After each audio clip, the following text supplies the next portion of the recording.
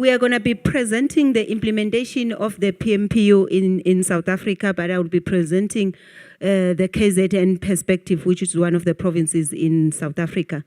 Firstly, when we define what is a PMPU, PMPU is a shared service unit that exists within the organizational structure of the department and is located in the province.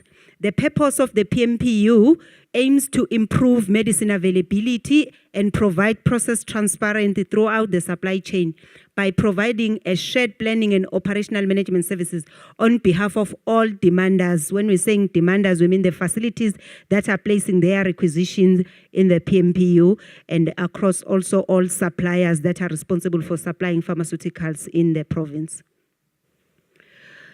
KZN, which is our Zulu-Natal Department of Health, has recognized the need to precipitate a change of model, operations, and the performance of the PPSD, which is our pharmaceutical supply depot at the province.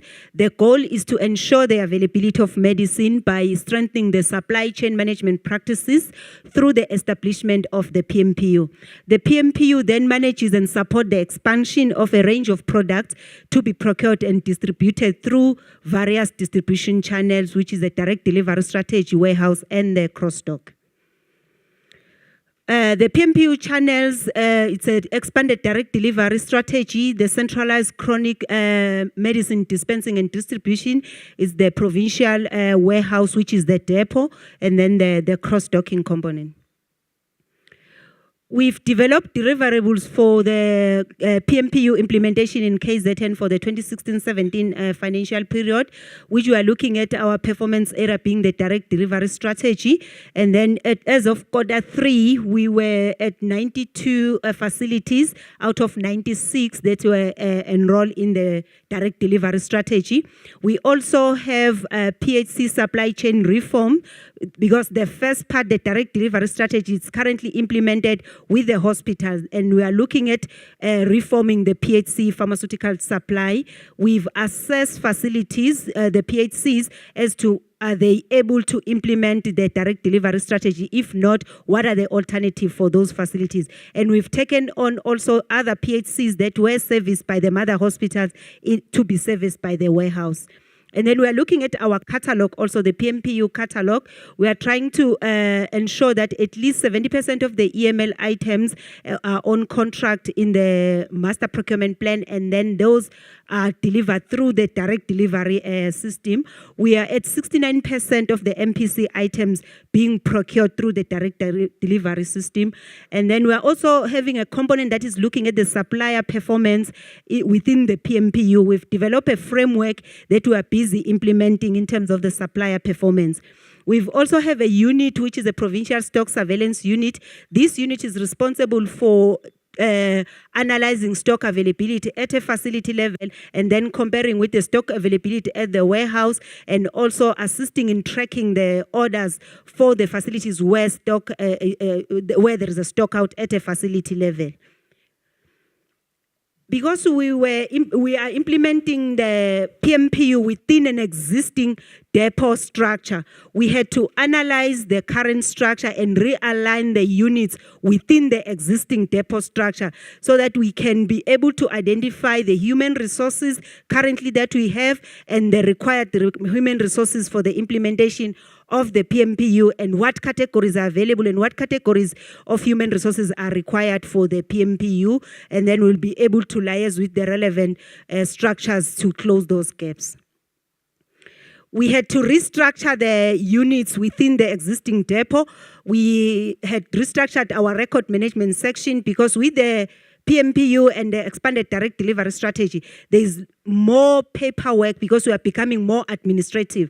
So you have to have a strong record management section which is managing the incoming and outgoing documentation, and also you have to strengthen your archiving because there's a lot of documents now. We've got an acquisition or procurement unit which is responsible for processing the requisitions from the facilities, into converting that into a purchase order that will be sent to the supplier, and also tracking the orders from the orders follow-up for the orders that have been sent to the suppliers to do the follow-up on behalf of the facilities. We also had a receiving section within the existing depot. We had to strengthen this section so that it can support also the direct delivery receiving that is happening at a facility level in terms of the compilation of the payment packs and in terms of also attending to receiving related queries and liaising with the suppliers on behalf of the facilities in terms of delivery schedules. We also have the demand management section within the PMPU that is responsible for the estimates and forecast and feeding into national tenders. We also do our own procurement planning.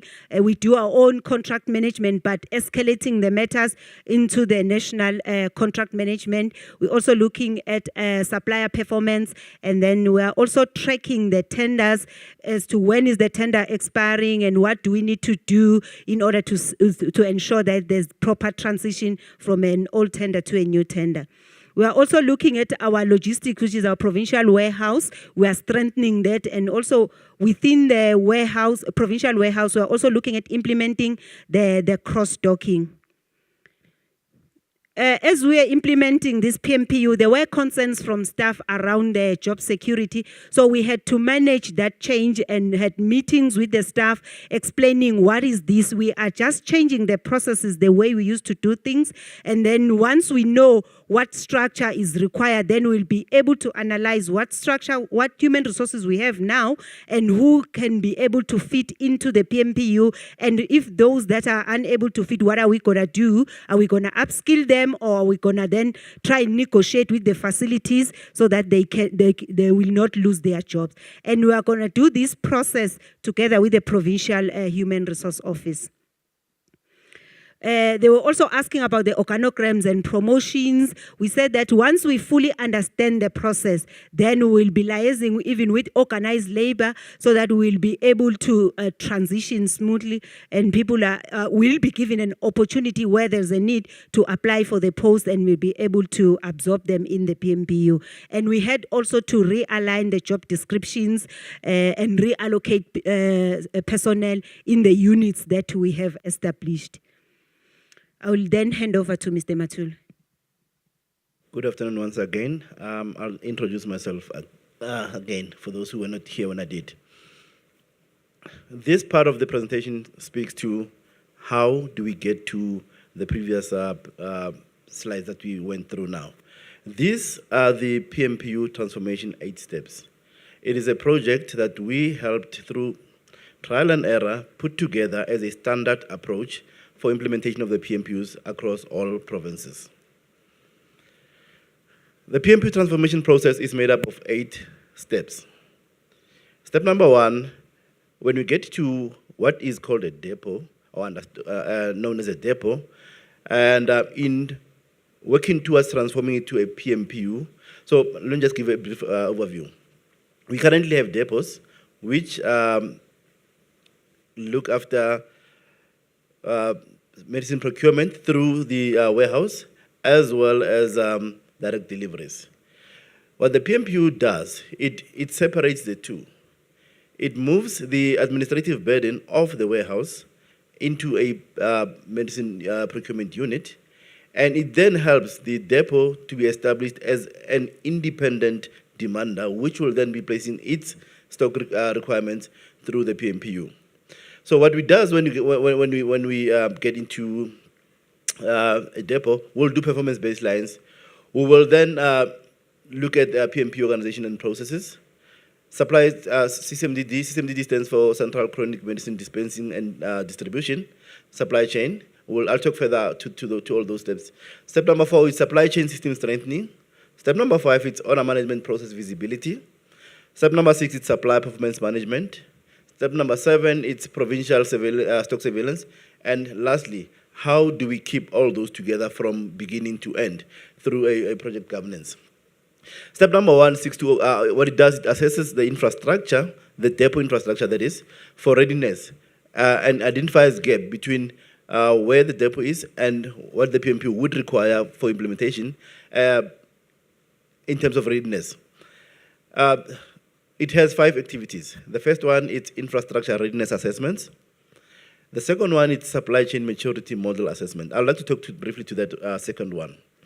Up to recently, we were not applying any leading, or let's say world-class supply chain maturity models.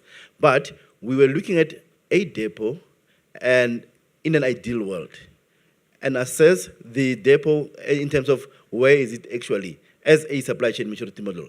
However, going forward, and I'm talking about from the 1st of April going forward, there is a newly developed maturity model assessment which will be applied for all the other projects going after KZN. The third step of that, the third activity of that step is distribution network mapping. Understanding which facilities within a province are supplied through which model. Is it through the depot? Is it through direct delivery? Is it through sub-depot, or is it through a hospital? We need to understand that from the onset. But importantly also, on the very same activity, we are trying to understand the level of connectivity through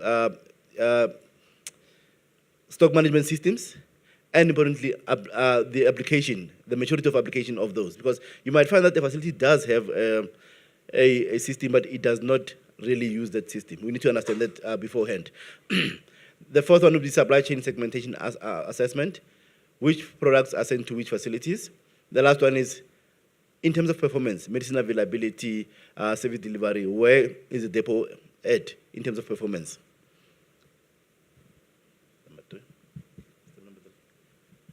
Step number three, it's CCMDD supply chain. And the purpose is to design a standard CCMDD supply chain operations process or processes and facilitate implementation of a communication strategy. Brief background on that is that CCMDD, it is administered by private sector. So you might find that there are various service providers who are supplying the same service. However, because of them being private entities, chances of them working towards the same goal on the same standard are very slim. Our role is to help design a standard process and importantly help establish a communication between the service providers and their serving provinces. The five activities of that steps are order management process establishment or strengthening. The second one is helping the province to manage its inventory at a service provider. The third one is either develop or improve stakeholder communication through implementation of a strategy. Then implementation of a supply performance management framework, which would have been developed through the PMPU implementation. And then lastly, it's helping the province to be able to manage the performance of their service providers. Step number 4, it speaks to supply chain system strengthening. And the objective is to facilitate and coordinate implementation of our PMPU model as designed in step 2. So step 2 does design, organization, and processes. Step 4 implements the designed processes and organizations. The 5 activities, it's either implementation or introduction of new organization structures and processes. The second step is realignment or re-engineering of the primary healthcare supply chain. The third one would be implementation of the standard operating procedures and training thereof. The fourth one is implementation of the supply chain segmentation and expansion of the direct delivery. And the fifth one would be helping the depot to be established as a demander on the PMPU. Step number 5, order management process visibility. The objective or the purpose is to design or strengthen and integrate an order management process visibility into the existing procurement or acquisition processes. Because in one province it's called procurement, in the other it's called acquisition. The 3 steps that are done in that, the 3 activities that are done to complete that step are process development, and where there is already a process, strengthen it and implement any improvements. Second step is introducing or reinforcing order tracking and tracing. For all orders placed by the, for all orders placed by the PMPU, we need to provide visibility to the demander of where their order is in the process. But most importantly, to ensure that we do not find ourselves sitting with huge complaints of poor performance by suppliers. And then lastly, it's facilitating communication between the suppliers and the facilities. Step number 6 is supply performance management. Because there are already established standards and processes at national level, this step seeks to align implementation of supply performance management framework at provincial level with national contract management objectives and processes as outlined in the tender. 5 activities thereof, either introduction of the scorecards at provincial level and implementation of the KPIs as stated in the contracts. Order and stock status reporting, meaning developing capability to be able to report to facilities or to demanders on their order status and providing visibility on stock availability at the provincial warehouse. Management of supplier poor performance, introduction or reinforcement of escalation process between the province and national department. Step number 4, activity number 4 in terms of step number 6, where there is contract non-compliance, how do we introduce or enforce penalty processes? And step number 5, how do we improve communication and stakeholder relations between suppliers and the PMPU? The 7th step is stock surveillance. Support implementation of electronic stock management systems and provincial stock status communication at PMPU serviced facilities. Basically here, it talks to providing visibility of the stock status throughout the province. It has 5 steps. Electronic stock management systems. It talks to installation and support. Hospital dashboard, understanding what the hospital medicine availability throughout the province is. Primary healthcare dashboard, SVS, giving visibility or providing visibility of what stock levels are at primary healthcare level. Understanding what stock holding is sitting at CCMDD service providers. And lastly, keeping track on how are we paying our suppliers. Then the last step, it's basically the beginning and the end of the beginning, the control and the end of the project. It defines and facilitates agreement on project deliverables through a provincial project charter. It plans, controls implementation of the project roadmaps and how they are delivered, the quality thereof. It will kickstart, obviously, right at the beginning with the definition being the project charter as well as the project descriptions. It will map out how it will be carried out through the 7 steps.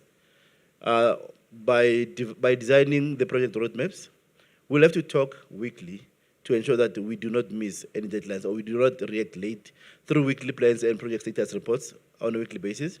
But importantly, how are we changing the environment and how are we tracking towards the set objectives from the onset through a benefit realization management?